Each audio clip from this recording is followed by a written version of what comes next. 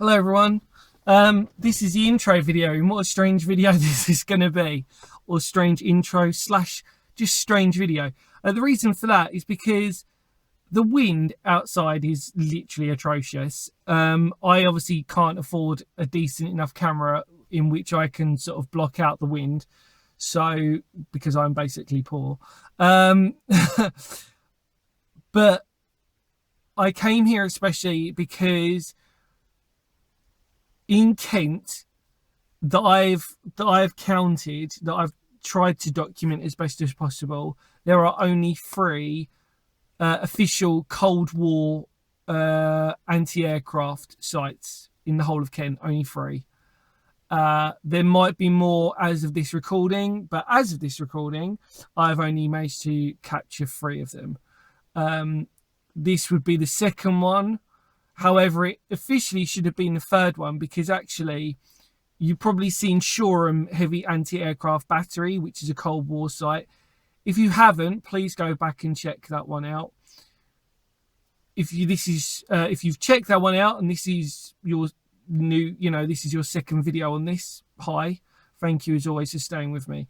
But yeah, it's quite stressful because I really wanted to sort of talk whilst I was there, and I was sort of talking, but realised actually just the wind was atrocious. And not only that, I just would like to clarify this just in case people sort of feel like I've done something wrong in this video. I have gone on to land which would probably be private land. It's also clearly been used as stables and some form of storage facility. So if you are the owners and you're watching this, I absolutely apologise. If you were there, I would have said hello to you and just kindly asked to go on there. And as you can see in the video, I've not trashed or demolished anything. In fact, I also kept away from the horses in their own little private field. So I've shown as much respect as I possibly can for this site. So again, the style of this video is slightly different. I wouldn't normally do an intro in the car because obviously if I can go out, but like I said, the wind is atrocious. And I want to try and, I don't really want to sort of have a video where I'm just constantly sort of just talking whilst there's like wind in the background. So that's pretty much it. I just want to say thank you as always for sort of supporting me, supporting the channel. It really means a lot. And again, I do not condone doing this, but as you can see, I totally do this for the history and history alone. I don't trash it, and it's now going to hopefully be documented for generations to come. So that's really the most important thing, and especially a rare site like this. It's crazy, really. Oh, there we go. So, yeah, that's all I can say. Apologise for the sort of quality of it. Apologise if it may sort of look rushed as well.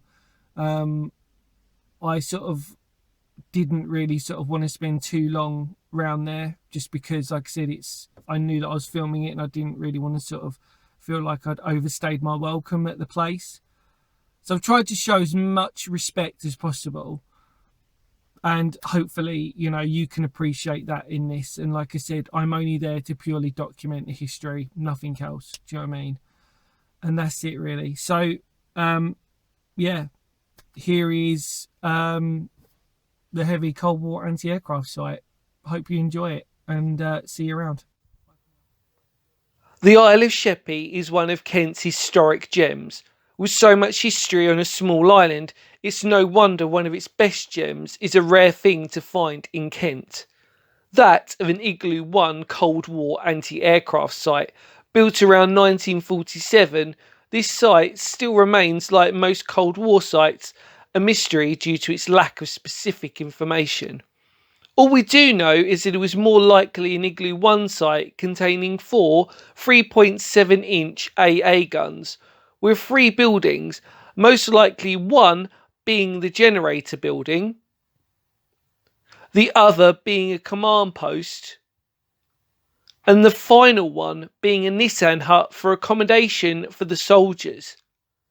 The condition of the site is in fairly good condition, and even has the original road leading up to the site still there.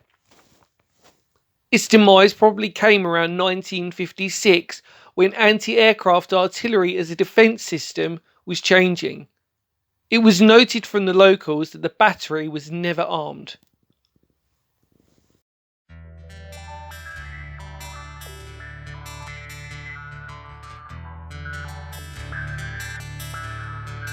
Nuclear deterrent policy threatens a would-be aggressor with devastation from thermonuclear bombs to be delivered by Victor and Vulcan Mark II aircraft of the British B-bomber force. In a time of international crisis, it is at present planned to disperse a part of this B-bomber force to certain RAF and civilian airfields spread throughout Britain. London, Friday the 16th of September. It's just been confirmed that late last night, in order to show collective communist support for the Chinese invasion of South Vietnam, the Russian and East German authorities have sealed off all access to the city of Berlin and have stated their intention of occupying the western half of the city within 48 hours unless the Americans in Vietnam withdraw yesterday's decision to use tactical nuclear weapons against invading Chinese forces. Here in Britain, Her Majesty's government has declared a state of national emergency to last the duration of the present crisis. As from 12 noon today, the central government will cease to function, and the administration of the country will be handled by 15 regional commissioners. Further, a network of emergency committees consisting of local councillors is now being set up in every major town and county borough in the country. In view of the seriousness of the international situation, Her Majesty's government has decided that the first task of these emergency committees will be to implement the evacuation of a certain proportion of civilians to safer areas in Wales, the Lake District, parts of Northumberland, the Midlands, southwest England, Dorset, East Sussex and Kent. In accordance with the 1962 government plan for evacuation, this dispersal is to apply only to certain specified classes of civilians. As from 0900 tomorrow, we are to receive a total quota of 60,000 evacuees in 5 priority classes. Class 1, children under 15 travelling with mothers. Class 2, school children under the age of 18. Class 3, adolescents under the age of 18. Class 4, expectant mothers. Class 5, people who are blind, crippled, aged or infirm. No, there won't be a war. I'm quite convinced of that. September the 17th. British Civil Defence deliver to the public, for the first time, details of the hazards to be expected from radioactive fallout. Good morning, madam. Would you please read this booklet and carry out the instructions carefully? But what is it? It's a civil defence booklet, your protection against nuclear attack. But I... Good morning, madam.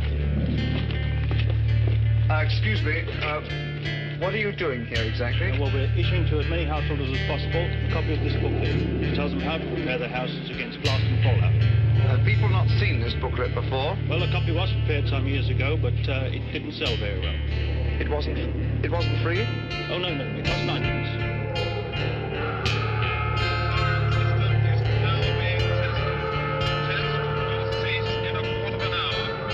It's been estimated that by the time an incoming missile attack could be confirmed to the British National Siren System, there would remain before impact a warning time of approximately 2.5 to 3 minutes. And should the attacking missiles be launched from submarines lying off the shores of Britain, the warning time could be less than 30 seconds. Civil Defence said that we've got to get stuff to shore up our windows and barricade ourselves in with. You tell us where to get it. I've been around 3 places already. They're all just full. And the prices? My prices at the moment run as follows.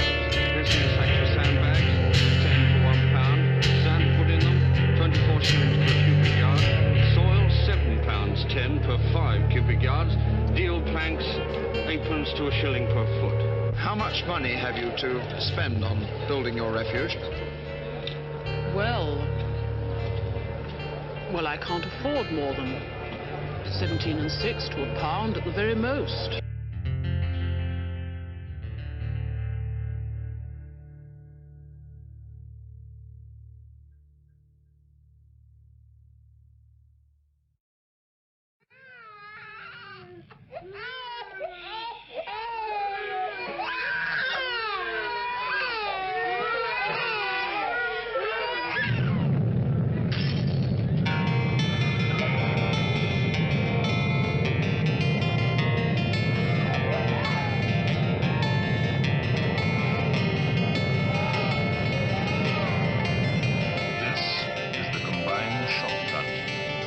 Dispersal airfield, 40 miles away.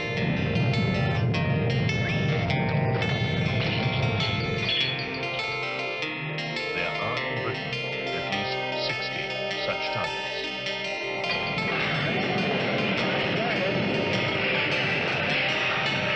Rochester in Kent.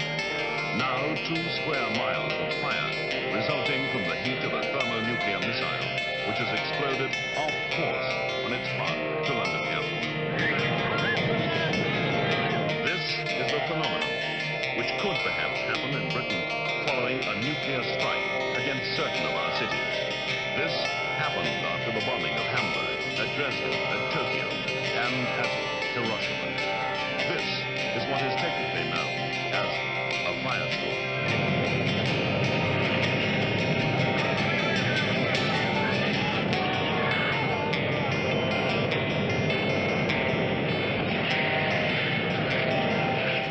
Center, the rising heat from multiple fires caused by both the heat flash and the blast wave upsetting stoves and open furnaces is sucking in ground-level winds at speeds exceeding 100 miles an hour. This is the wind of a firestorm.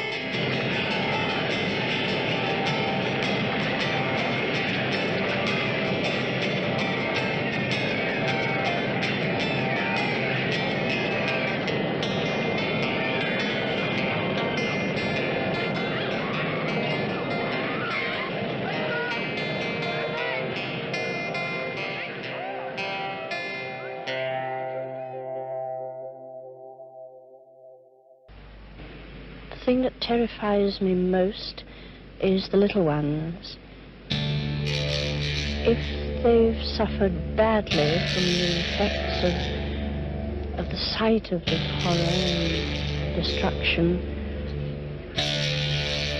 it is probable that as a consequence some of them may suffer terrible character disorders.